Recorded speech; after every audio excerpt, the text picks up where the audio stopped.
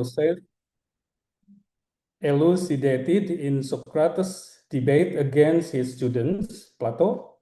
According to Plato's confession, his teacher Socrates never did two things in the educational process he experienced, namely not doing persuasions, the first, and the second is not doing debating. In his educational process, Socrates never delivered any subject matter by explaining, but always employ a questioning strategy. When Plato responded to the question, Socrates never debated him, even though the answer provided by Plato may not have been as expected. Socrates achieved this by asking until Plato arrived at the most convincing explanation or justification. Considering this educational process, it is unsurprising that Plato was the first person to put forward the definition of knowledge as we know today, namely as justified through belief.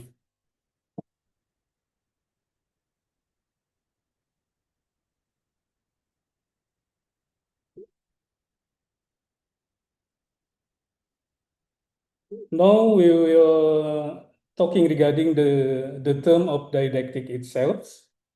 The term didactic first appeared around the middle of the 16th century, proposed by Radke. The initial idea of didactic put forward by Radke was explained by his successor, Comenius, in his famous book, Didactica Magna, or The Great Didactic. This book defined didactic as the art of teaching. Comenius explained that art is closely related to beauty. Therefore, it is pleasant or influences the impressions of pleasure for those who experience it. Hence, learning as a form of art must be a fun experience for both educators and also learners.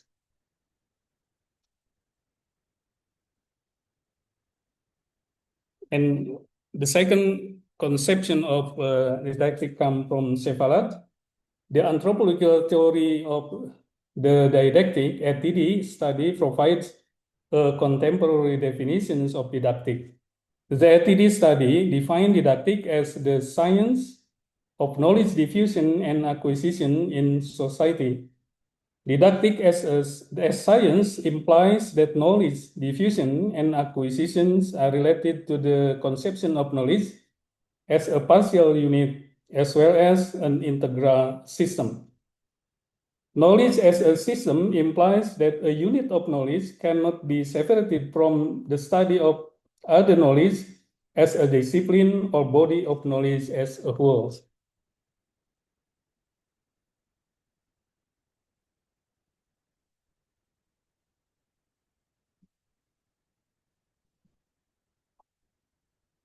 And the third definitions come from Suryadi. Didactic is defined as the epistemology of knowledge diffusion and acquisition in society. Therefore, knowledge diffusion and knowledge acquisitions is also knowledge. The core difference among Comenius, Cephalad, and Suryadi lies in how each conceptualizes the object of didactic and the level at which it operates. For example, for Comenius, didactic is primarily concerned with teaching as a normative and pedagogical activity, focusing on how to teach how to teach well within the formal educational setting. In contrast, Cephalad, through the anthropological theory of the didactic, shift the focus from teaching method to the institutional organizations of knowledge, analyzing how knowledge is diffused and acquired through praxeological structure within specific institutions such as school and curricula. Suryadi further extend this perspective by situating didactic at a broader social epistemological level, viewing it as the study of how knowledge function, gains meaning, and is legitimizes within society as a whole.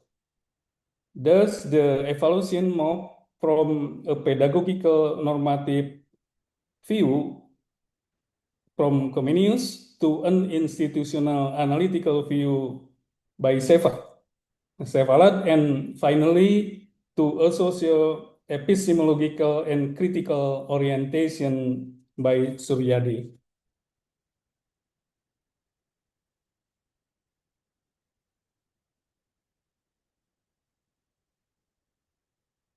Definition of dialectical design research. As explained earlier, didactic has a comprehensive and deep meaning as an art, science, and epistemology concerning the diffusion and acquisition of knowledge. In addition, based on the inspiration from the educational practices by Socrates, didactic implies that effort to empower learners in generating new knowledge. As a direct result of the notion of didactic, DDR can be defined as a type of design research based on the nature of didactic as art, science, and epistemology in the context of knowledge diffusion and acquisition to empower learners in generating new knowledge as justified through belief.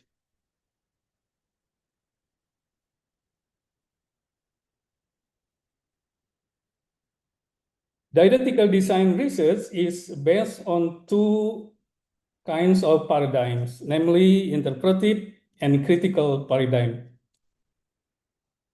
As illustrated here, the interpretive paradigm aims to examine the impact of the existing didactic design on how learners think when acquiring new knowledge. This study will ultimately produce knowledge in the form of learning obstacle. After the interpretive process is performed to identify learning barriers or learning obstacles, these results are then utilized as the basis for developing a new didactical design process. In addition, considering learning barriers, the design development process must also refer to epistemic theories such as theory of didactical situation in mathematics from Rousseau and other relevant theories because they are related to the characteristic of the design developed. How a new knowledge generated through didactical design research.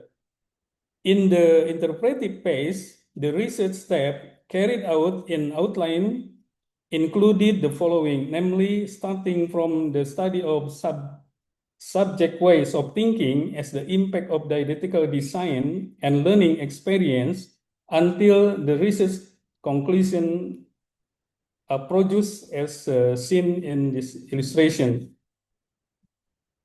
Meanwhile, in the critical paradigm phase, the research step generally include the following, starting from using the results of interpretive studies in the form of learning obstacle to producing design that have been stated so that research conclusions are obtained.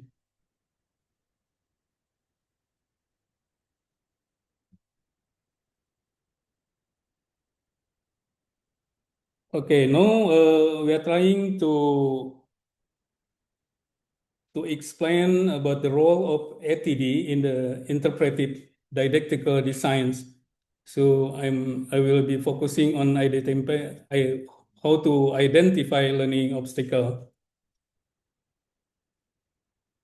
Interpretive DTR aims to identify learning obstacle as meaningful phenomena emerging from the interaction between students' knowledge and instructional design rather than as mere individual error. It distinguishes ontogenic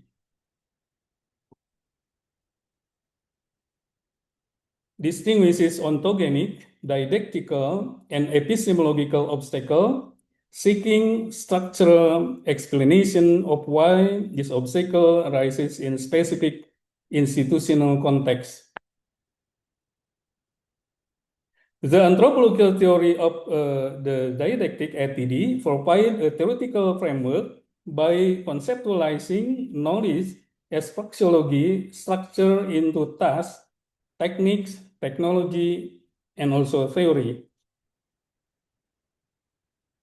Within this framework, ATD enables researchers to analyze whether a school knowledge organization is balanced between the praxis block, doing, and the logos block, justifying. Through the praxeological analysis, ATD helps detect structural weaknesses such as overly narrow task type, purely algorithmic technique, or missing theoretical justification.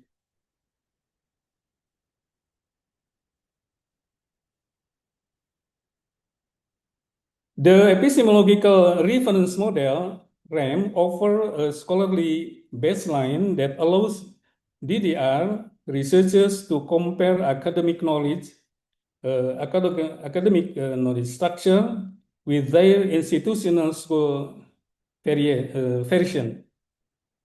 The concept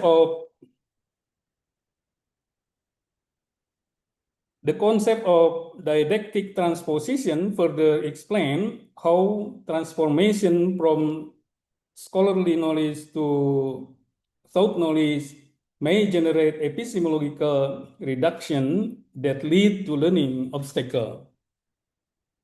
For example, in teaching fraction, an overemphasis on pathwhole representation and insufficient justification of equivalence can produce persistent conceptual difficulties for students.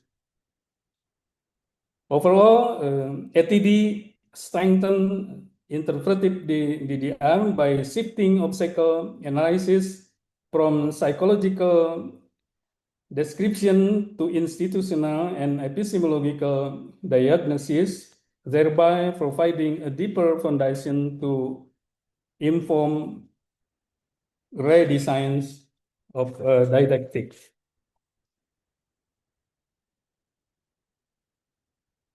And now is about the role of ATD in critical DDR.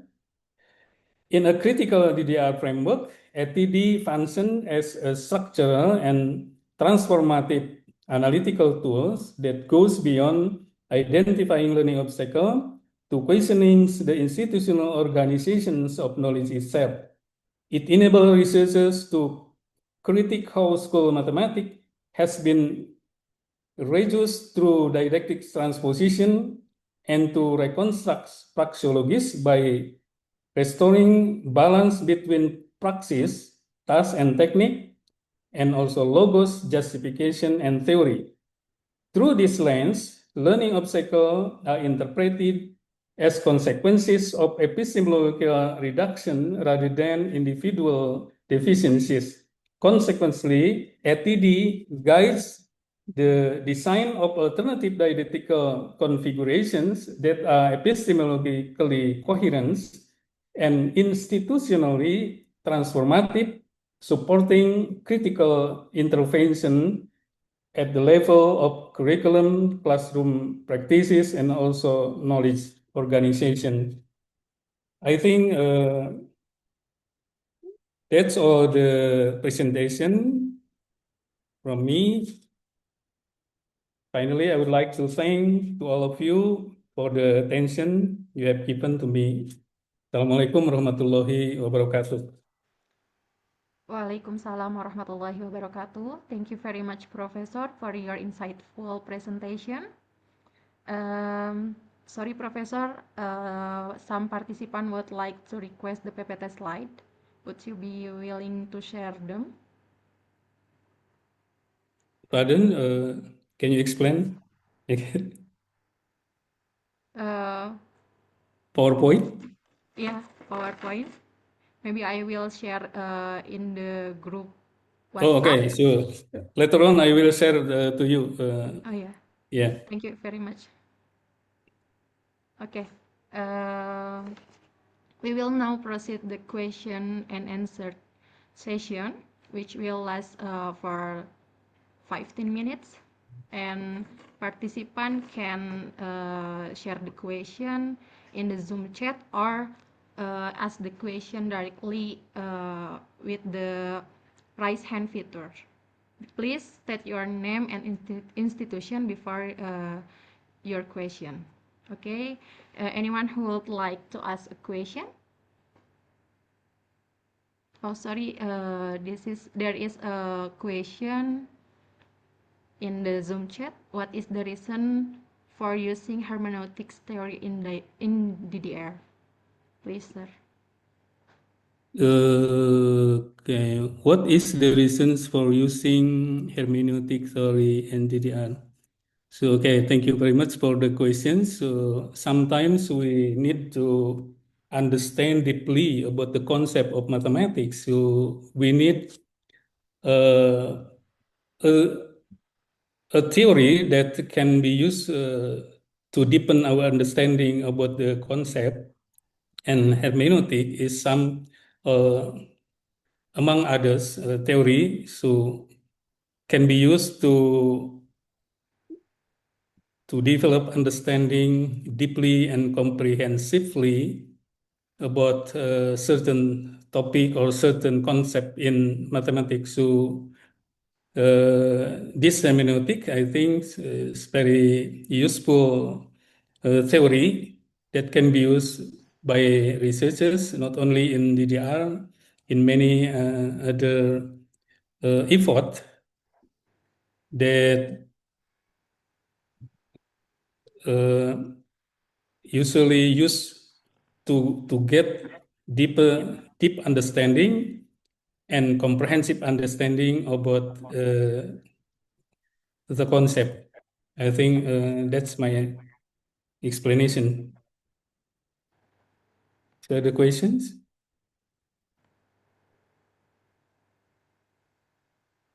I think it is clear. Uh, maybe Pak Sumanang Gozali. Okay, we will next the second question from Mr. Jaka.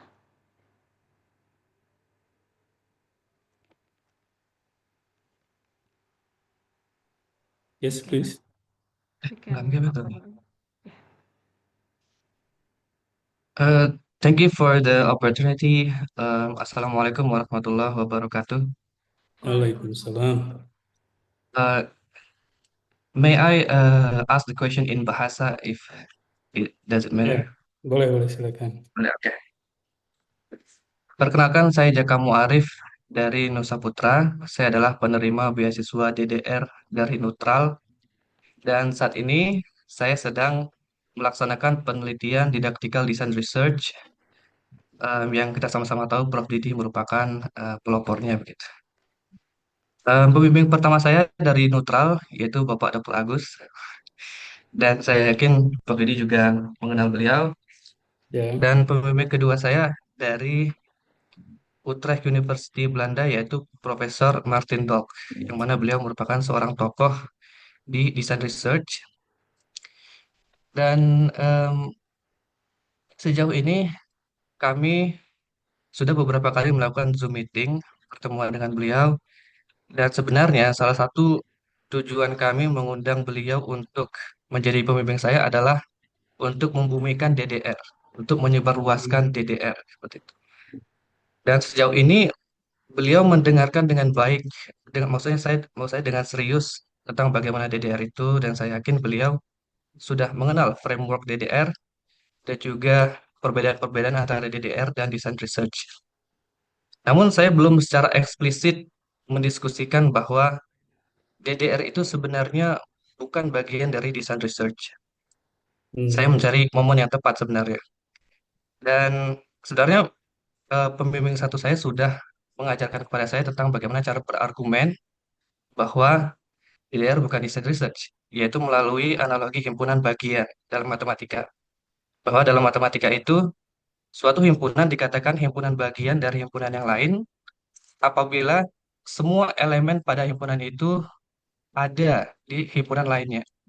Apabila ada satu atau bahkan banyak elemen yang tidak terdapat di elemen lain tersebut, maka tidak bisa dikatakan sebagai himpunan bagiannya, seperti itu. Menurut saya argumen ini sudah kuat, namun pertanyaan saya adalah, apakah ada argumen tambahan dari Prof. Didi yang nantinya bisa saya sampaikan ke Prof. Martin?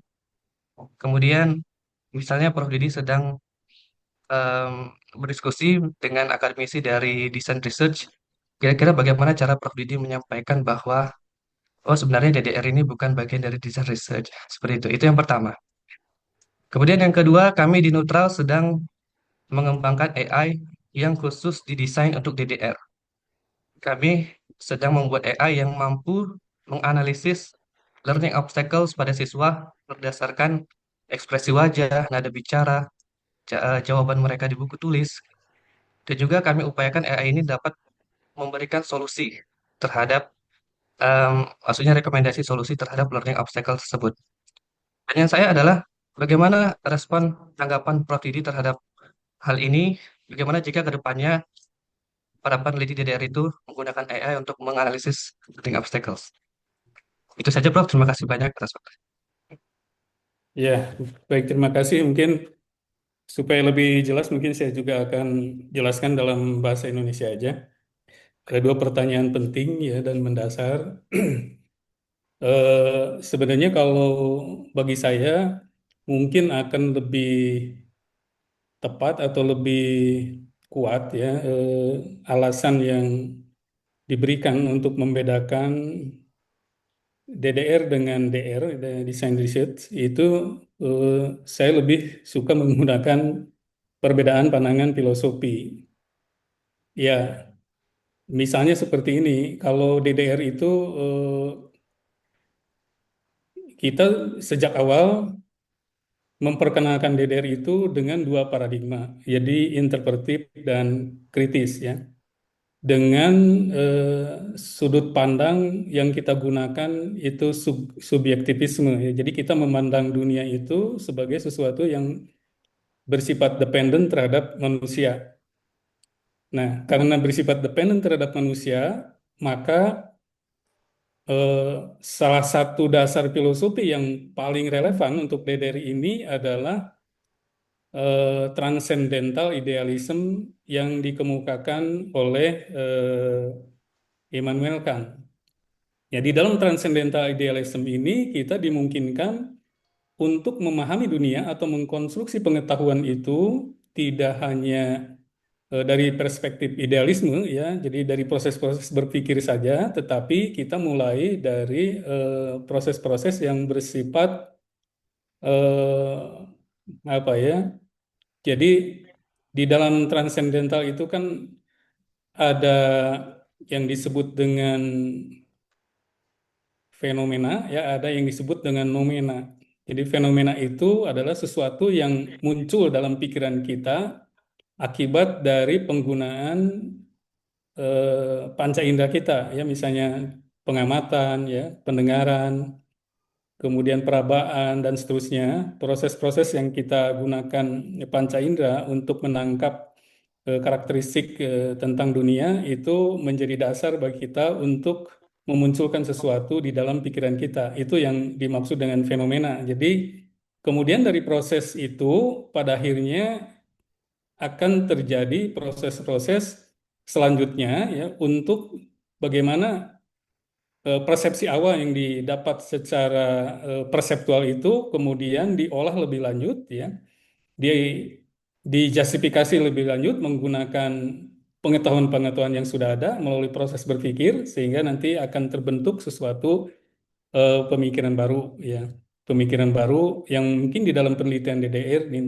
itu bisa misalnya dalam bentuk obstacle atau potensi obstacle ya, kemudian nanti potensi obstacle itu dikaji lebih lanjut lagi pada akhirnya akan ditemukan obstacle. Nah, itu sebenarnya merupakan suatu proses yang disebut dengan sintetik apa namanya sintetik a posteriori. Jadi kita mensintesis sesuatu yang sumbernya itu dari hal-hal yang tertangkap secara perseptual atau menggunakan panca indera tadi ya. Diolah, dianalisis, pada akhirnya kita menyimpulkan sesuatu. Nah, kemudian temuan-temuan itu diolah lebih lanjut lagi ya sehingga pada akhirnya kita akan masuk ke dalam dunia nomena. Jadi bukan fenomena lagi tapi dunia nomena ya yaitu menggunakan proses-proses inferensi yang memang sudah menggunakan objek-objek mental yang bersifat formal gitu yang sudah terjasifikasi sebelumnya. Nah, sehingga di situ nanti ada proses-proses antara lain misalnya melibatkan proses sintesis a priori. Nah, sintesis a priori inilah yang eh, menurut saya itu yang saya maknai sebagai proses transendental itu. Sehingga transcendental idealism itu yang digagas oleh Immanuel Kant itu menurut saya ini sangat relevan dan cocok dengan apa yang dipraktekkan di dalam riset DDR. Nah, sehingga menurut saya di sini perbedaan mendasarnya itu ambil contoh misalnya ya, ambil contoh mengenai learning trajectory. Jadi kalau di dalam desain riset itu learning trajectory itu sifatnya hypothetical ya. Hypothetical itu dugaan, berarti bersifat spekulatif. Nah, dulu awal-awal saya sebelum mendalami lebih jauh tentang filsafat yang mendasarinya, kita juga meminjam ya istilah HLT. Tapi sekarang kita sudah punya pemikiran baru ya, kita berani untuk mengajukan suatu cara yang berbeda berkaitan dengan learning trajectory itu ya, yaitu kita menyebutnya sebagai scholarly knowledge based learning trajectory. Jadi learning trajectory atau alur belajar yang kita jadikan dasar untuk penyusunan sebuah desain didaktik itu kita justifikasi kebenarannya berdasarkan scholarly knowledge. Nah, scholarly knowledge di sini yang utama adalah scholarly knowledge of mathematics. Tentu karena di situ ada reference epistemological model, ada praxeological reference model misalnya yang kita bisa gunakan untuk dasar bagaimana kita menyusun learning trajectory sehingga alur belajar yang kita buat itu benar-benar seluruhnya itu sudah memiliki justifikasi yang sangat kuat, termasuk nanti yang berkaitan dengan aspek-aspek karakteristik siswa, misalnya yang eh, kajiannya itu mungkin melibatkan teori-teori lain seperti psikologi dan seterusnya ya. Jadi banyak hal yang scholarly loaded yang menjadi dasar bagi kita untuk membangun justifikasi yang berbasis scholarly ini untuk menghasilkan learning trajectory. Tentu yang utamanya adalah organisasi mengenai matematikanya yang kita dapatkan dari scholarly knowledge of mathematics. Nah, itu salah satu perbedaan menurut saya yang mungkin bisa bisa menjelaskan ya apa sih bedanya ya. Mungkin dasar filosofi itu yang nanti berimplikasi kepada hal-hal yang lain yang dilakukan untuk menghasilkan sebuah desain. Saya kira itu mungkin secara sederhana singkat ya. Sementara jawaban saya seperti itu. Kemudian yang kedua berkaitan dengan AI. AI itu saya maknai sebagai teknologi ya. Teknologi itu kalau dalam pandangan filsafat saya konsisten terhadap pandangan bahwa teknologi di dalam pendidikan atau dalam konstruksi pengetahuan melalui proses pendidikan itu sebenarnya dimungkinkan untuk melibatkan teknologi ya bagi kita para pendidik atau para peneliti. Tetapi di situ ada prinsip yang harus kita garis bawahi ya bahwa teknologi itu kita pandang sebagai extended cognition ya. Jadi extended cognition itu artinya teknologi itu harus dipandang sebagai subordinasi dari manusia. Jadi sebenarnya manusia itulah yang terpenting, peneliti yang terpenting itu atau pendidiknya sendiri. Sehingga teknologi itu harus menjadi subordinasi dari manusianya. Nah, dengan demikian, maka sebenarnya karena dia berfungsi sebagai extended cognition, paling tidak ini kita bisa memaknai extended ini dalam dua dua makna ya. Pertama adalah extended cognition itu bermakna bagaimana kita mengurangi beban kognitif ya di dalam pikiran-pikiran anak ini dengan memfungsikan teknologi ya untuk mengerjakan hal-hal yang sebenarnya tidak terlalu perlu gitu ya, tidak memerlukan proses berpikir. Nah, maka misalnya beban kognitif siswa untuk mengerjakan hal-hal yang tidak terlalu penting, tidak memerlukan proses berpikir yang mendalam, ya kita serahkan kepada teknologi. Nah, itu sebagai artinya eh, beban kognitif yang dikosongkan itu pada akhirnya akan memunculkan ruang baru sehingga potensi itu bisa digunakan untuk hal-hal yang lebih penting gitu, yang lebih memerlukan proses pemikiran lebih lanjut. Misalnya seperti itu. Itu yang pertama. Yang kedua, extended cognition itu kita bisa memaknainya sebagai eh, kognisi kita yang di seperti kalau di komputer itu ada hard disk eksternal, ada internal. Nah, ini seperti kita membuat sesuatu yang kita simpan di luar gitu. Tetapi bisa diakses kapanpun, dimanapun dengan cara apapun untuk memudahkan manusia, ya seseorang untuk menggunakannya. Nah, dalam konteks yang Anda contohkan tadi, misalnya teknologi digunakan untuk menganalisis, berarti di situ kan aspek-aspek teknis yang kita lakukan menganalisis menggunakan cara manual misalnya ya, itu memerlukan waktu yang panjang, sepanjang apa istilahnya algoritma analisisnya itu milik kita ya. Artinya kita tahu cara menganalisisnya, tapi algoritma itu kita serahkan kepada teknologi, kemudian teknologi yang melakukannya sehingga data yang sebanyak apapun bisa dilakukan dengan cara cepat. Menurut saya itu akan kita masuk ke dalam makna teknologi sebagai extended cognition. Jadi dalam konteks itu, menurut saya itu sesuatu yang positif gitu. Silakan saja. Terima kasih, barangkali itu sebagai jawaban dari saya. Oh, ya, baik. Baik, terima kasih banyak Didi atas jawabannya. Terkait yang pertama tadi, berarti tambahan dari Prof. Didi adalah bahwa saya harus lebih menekankan penjabaran tentang bahwa DDR dan desain research berbeda secara paradigma dan filsafat, dan juga salah satu contohnya adalah SPLT dan HLT itu memiliki perbedaan yang sangat mendasar gitu. Ya, ya, Namun setuju.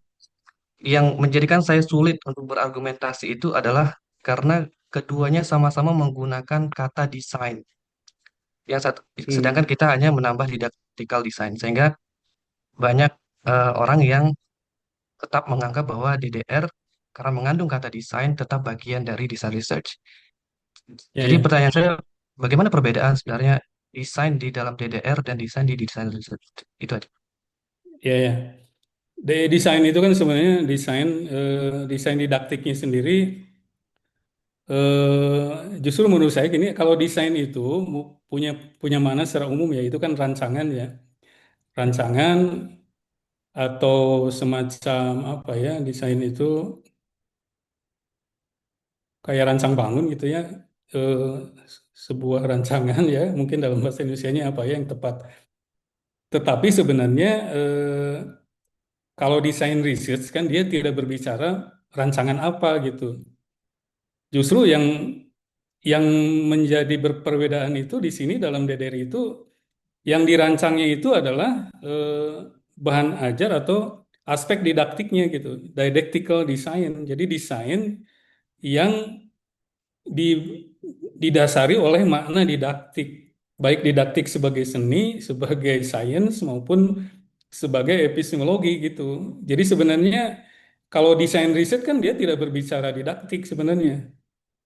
Jadi bisa apapun gitu, desain rumah, ya bisa desain kendaraan gitu. Nah kalau ini desain didaktik gitu, saya juga tidak tahu yang dimaksud desain riset itu sebenarnya desain apa gitu. Desainnya kan tidak dijelaskan. Tapi kalau dalam DDR memang sejak awal kita sudah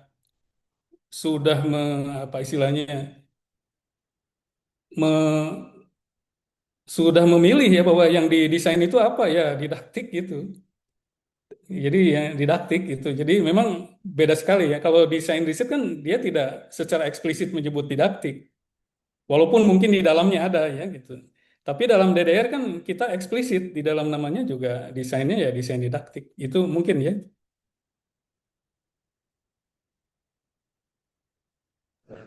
Baik, itu saja Prof. Terima kasih banyak Ya ya atas. baik terima kasih. Silakan Oke. kalau masih ada pertanyaan. Prof, there is a question from Amelia Devrianti Putri. The question is, I have one. There are two paradigma in DDR, namely the interpretive and the critical paradigm. If a study only focus on learning obstacle within the interpretive, can it still be considered DDR? Ya. So if you do a research, I think the main goal of the research is we the main target of the research is we got a new knowledge, a new knowledge. If you just using interpretive paradigm of the research, and then in the final process of the research by interpretive paradigm, you got learning obstacle, and learning obstacle can be considered as new knowledge. I think this is DDR, DDR interpretive. So interpretive DDR atau DDR interpretive itu.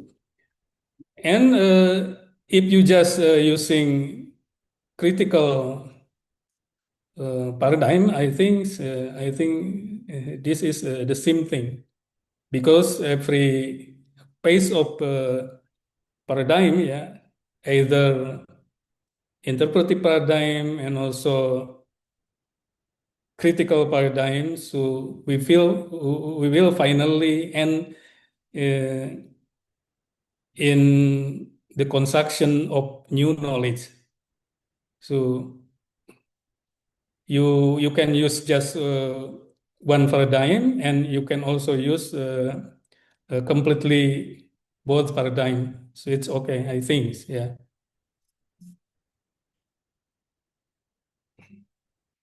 So other questions?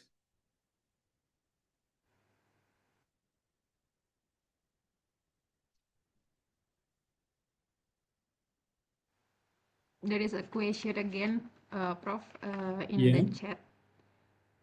In bahasa, karena DDR sangat bergantung pada analisis didaktis dan prediksi learning obstacle oleh peneliti, bagaimana pendekatan ini mengontrol bias subjektivitas dalam penyusunan desain hipotetik, serta bagaimana memastikan bahwa revisi desain benar-benar berbasis evidensi empiris dan bukan rasionalisasi reflektif. Ya, jadi gini sebenarnya subjectivity dengan objectivity itu kan dua pandangan yang sama baiknya ya. Subjektivity itu bukan sesuatu yang negatif, sebenarnya itu sebuah pandangan filosofi. Subjectivity, ada objectivity. Jadi itu sebuah cara pandang saja yang berbeda. Yang pertama, kalau objectivity kan menempatkan peneliti dengan dunia itu sesuatu yang saling independen. Ya,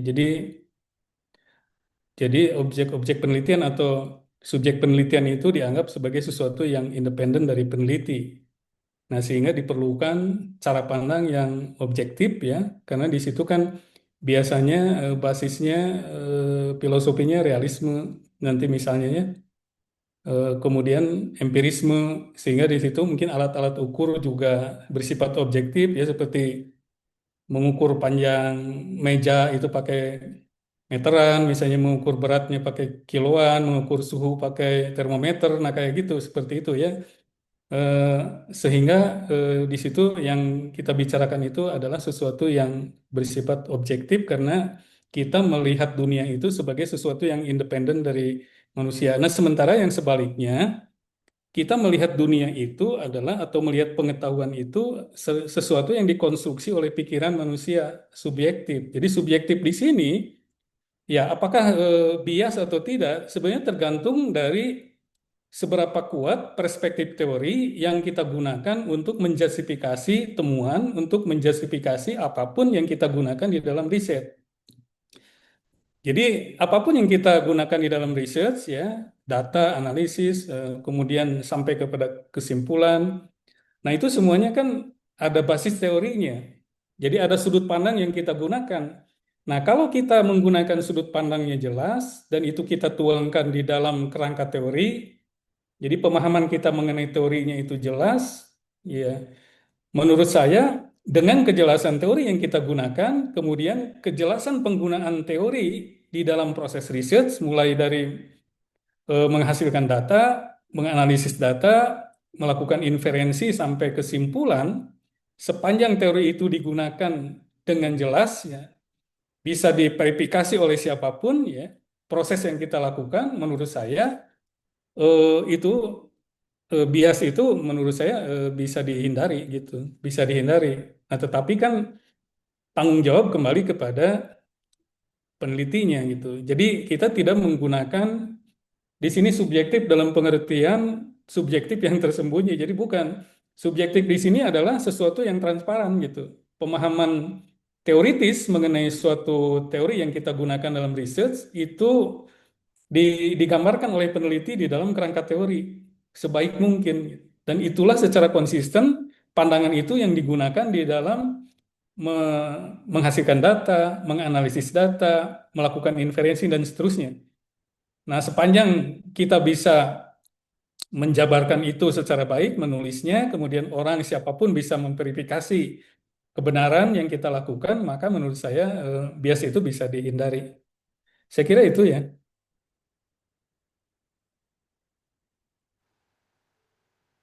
Masih Ya, ada, Bu? thank you, Saya ada thank you, Prof. Gimana, Prof? ada question lagi. Oh ya, masih ada dua pertanyaan lagi. Apakah masih berkenan untuk? Ya, ya, silakan. Oh ya, Uh, please, Mr. Diham Fardian, to ask a question. Thank you very much, Prof. Uh, Alhamdulillah, last year we have opportunity with Prof. Dedi to doing research activity in France. So, Prof, several weeks ago, I was discussed with the research team in France, and I found a little bit difference between the analysis process in France, especially in ATD, in our research in Indonesia. I mean, in Indonesia, in ATD, I mean, there are scholarly knowledge, knowledge to be taught, taught knowledge, and learn knowledge. In scholarly knowledge, we can use using a priori analysis in DDR. In knowledge to be Ya, taught, we can use it. We can analyze it using mathematical praxeology. And in the taught knowledge and learn knowledge, we usually analyze it within what we call hermeneutic phenomenology. So we interview the students and analyze the answer from students, right?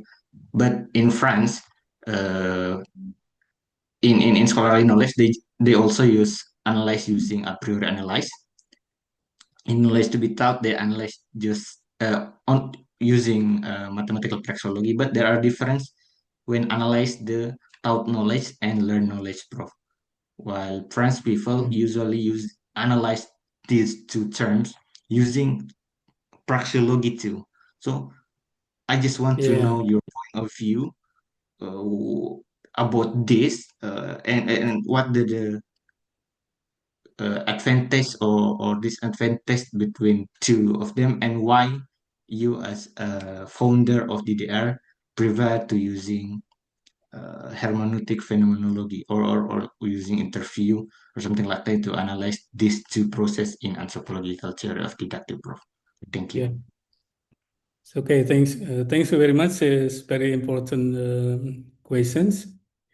So why we sometimes using phenomenology or hermeneutic phenomenology? Because sometimes we need to know about students' experiences in constructing knowledge, new knowledge. I think it is very difficult for us to do by praxeology because we are trying to understand the process of student thinking, yeah, in their experiences in learning mathematics. So we use this.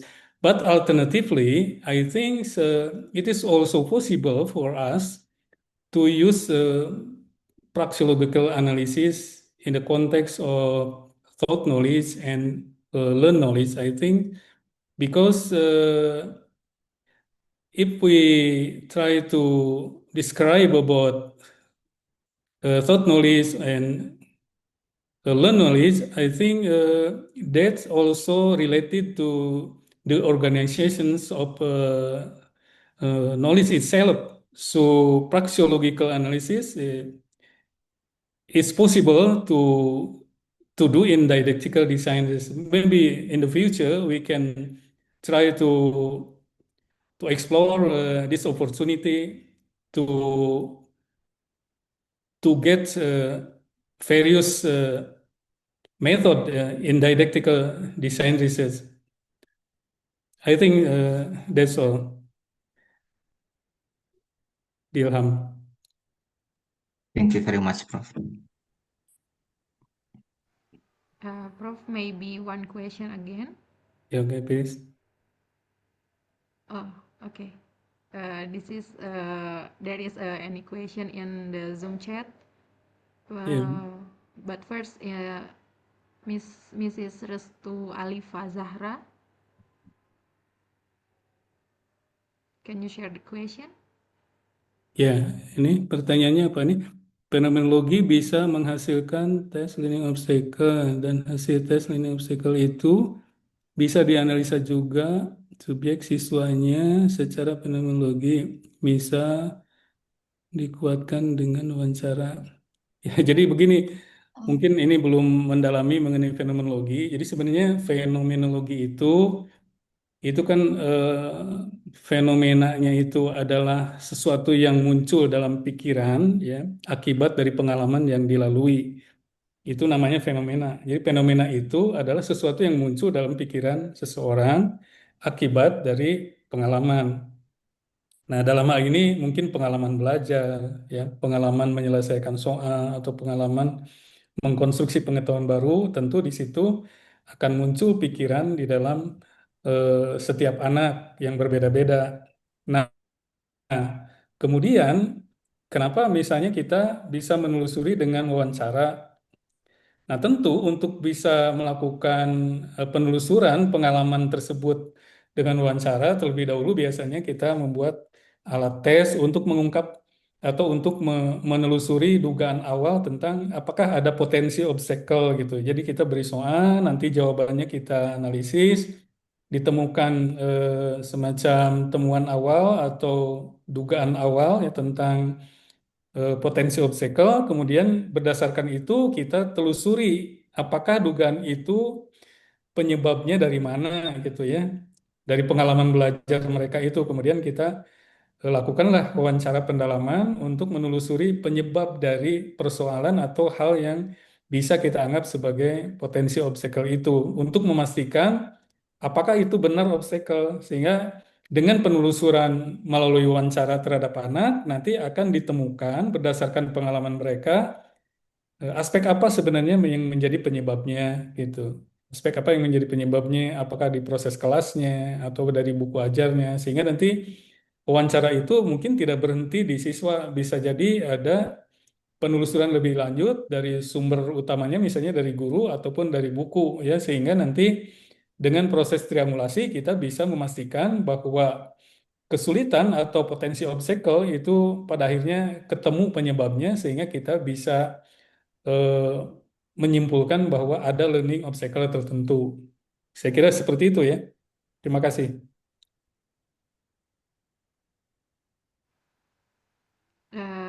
There is one question again, Prof. Ya, silakan. Sure, Mrs. Restu Alifa Zahra. Okay, thanks. I'm sorry, I'm speaking bahasa, Prof. Ya, silakan. Nama saya Restu Alifa Zahra, saya dari Universitas Nusa Tenggara. Saya dari Neutral juga dengan pembimbing Dr. Agus. Yang saya tanyakan di sini itu mengenai perkembangan histori dari didaktik desain research yang telah mengalami berbagai penyempurnaan secara konseptual, termasuk pergeseran istilah dari yang pertamanya hypothetical learning trajectory menuju scholarly based learning trajectory yang menunjukkan berarti adanya dinamika perkembangan atau Hmm. perubahan kerangka berpikir. Berkaitan dengan hal tersebut, apakah DDR ini saat ini itu sudah final untuk dikatakan sebagai suatu pendekatan atau mungkin sebuah metode penelitian atau Hmm. masih bisa bersifat terbuka untuk dikembangkan lebih lanjut? Ya. Apakah DDR ini sebagaimana hakikatnya pengetahuan itu seperti umumnya gitu ya bisa berkembang, ya bisa bisa mengalami perubahan, pengayaan, bahkan mungkin kemungkinan tergantikan oleh pendekatan baru seiring berkembangnya teori dan kebutuhan praktik dari pendidikan saat ini atau nanti terkini. Mungkin itu saja, Ya. Pak. Terima kasih. Ya, baik, terima kasih. Ya, salah satu dasar filosofi dari DDR ini adalah humanisme ya, humanisme. Dan ciri dari humanisme itu dilihat dari tujuannya ada beberapa ya. Yang penting itu pertama adalah bersifat transformatif ya. Jadi manusia itu bersifat transformatif, jadi selalu eh, mengarah kepada hal yang lebih baik gitu. Selalu mengarah kepada yang lebih baik, artinya apa yang dihasilkan manusia itu tidak bersifat final atau hasil yang diperoleh oleh manusia itu sifatnya tentatif ya. Artinya itulah yang terbaik pada saat itu. Tetapi besok lusa mungkin ada pemikiran lain yang lebih baik. Itulah yang dilakukan manusia. Nah, dengan cara apa? Di dalam humanisme itu, manusia itu memang diarahkan untuk reflektif, untuk selalu memikirkan apa yang sudah dihasilkan sejauh ini dan apa yang bisa diperbaiki untuk di masa yang akan datang sehingga manusia tetap menjadi transformatif selamanya gitu sepanjang hidup ya. Nah, sehingga kalau misalnya eh, kita melihat DDR sebagai contoh, nah itu DDR itu memang sangat humanis ya. Artinya dia tidak dianggap sebagai sesuatu yang final dan dia berkembang dan sangat dinamik ya. Kalau ada masukan, ada pemikiran baru, itu bisa saja berubah mengarah kepada yang lebih baik. Nah, sepanjang mungkin apa yang kita lakukan itu pada saatnya terjasifikasi dengan baik ya. Baik secara filosofi maupun secara teoritis maupun dari sisi praktisnya. Itu kira-kira seperti itu ya. Kemudian kan humanisme itu juga bercirikan bahwa apa yang kita lakukan ya termasuk melalui DDR ini itu adalah untuk tujuan empowering human gitu. Jadi kita berupaya agar manusia ini lebih berdaya ya, selalu lebih baik. Nah, tentu kalau selalu ingin lebih baik, selalu supaya lebih berdaya, maka perubahan itu adalah sebuah keniscayaan gitu. Jadi daerah-daerah itu bukan hal yang final ya harus berubah, itu silakan saja.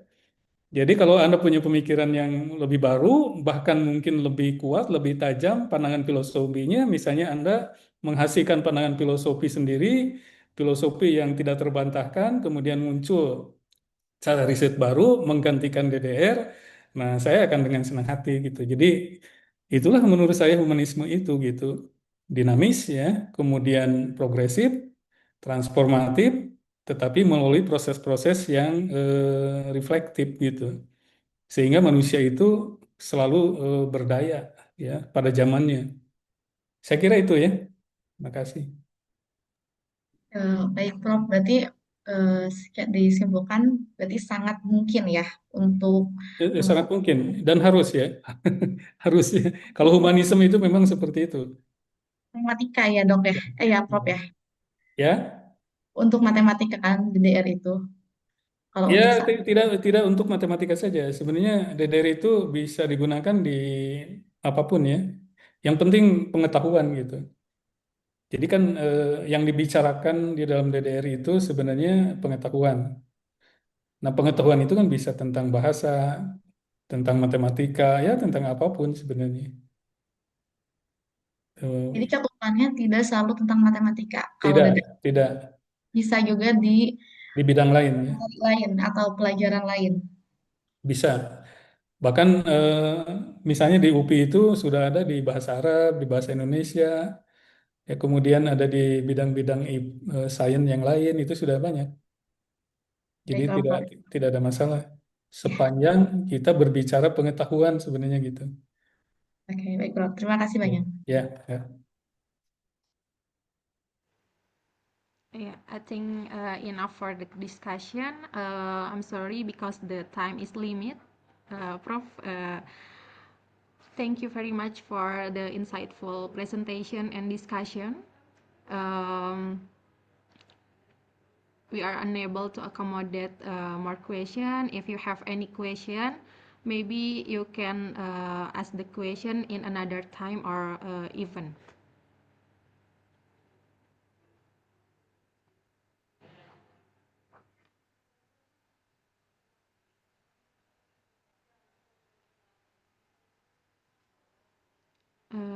Okay, Prof. The mathematics education and mathematics study program would like to express its deepest appreciation to our keynote speaker today, Professor Didi Suryadi, for delivering a very insightful and valuable presentation and discussion. Thank you very much, Prof. Because this is the online meeting, so the certificate share in the online, Prof. Thank you very much once again. Um, and uh, and ladies and gentlemen, please make sure you have filled in the attendance form. And we look forward to your participation of day 3, the international seminar, with the keynote speaker is Professor Dr. Rizky Rosjanwardi, MSc. With the topic is operator algebras related to cyclically ordered groups. With the same link, I hope you can join the seminar again. Maybe enough for today. Thank you for joining us today. Wassalamualaikum warahmatullahi wabarakatuh. Waalaikumsalam. Ya, terima banyak. kasih semuanya. Ya, sehat selalu, Prof. Terima kasih. Ya, sama-sama ya. Terima kasih, Prof. Sama-sama. Ini